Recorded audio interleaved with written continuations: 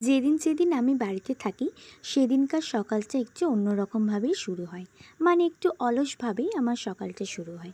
কাজের কোনো তাড়া থাকে না, কোনো টাইম মেনটেন করার দরকার হয় না। একটা সময় কাজটা কমপ্লিট হলেই হলো।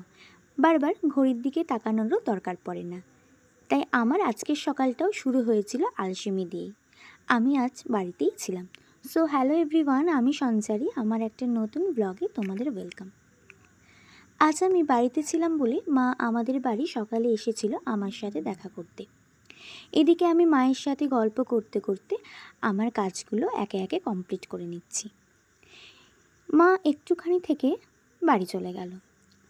আজকে যেহেতু রান্নাবান্নার খুব একটা চাপ নেই, তাই আমি মনের সুখে ঘর পরিষ্কার করছিলাম। আমি না অন্তত সপ্তাহে একবার হলেও বেডশিট চেঞ্জ করি। ময়লা হোক বা না হোক আমি এটা করবই। ওই যে মনের শান্তি, আর কিছুই না।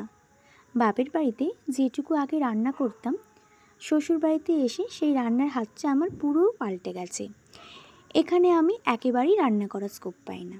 আর যেদিন যেদিন বাড়িতে থাকি সেদিন মা বলে, তুই তো প্রতিদিনই বাইরে যাস, আজকে একটু আরাম কর, তোকে আজকে রান্না করতে হবে না।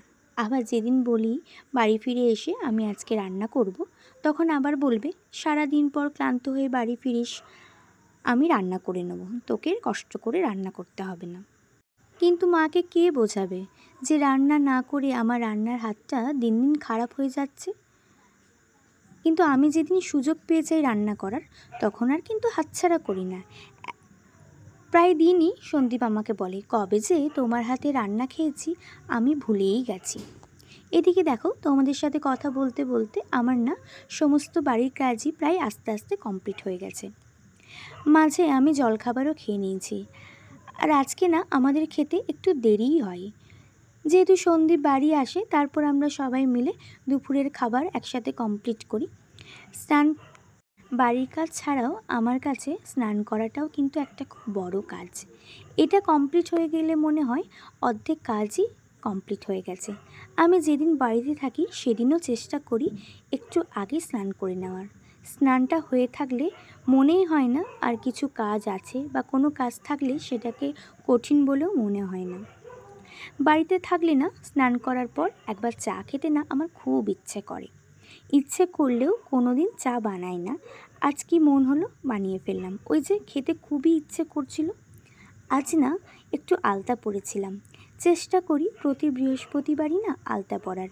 বিয়ের আগে মাকে দেখেছি প্রতি বৃহস্পতিবার বিকালে আলতা পরতো, তাই আমিও মনে করে প্রতি বৃহস্পতিবার আলতা পরি।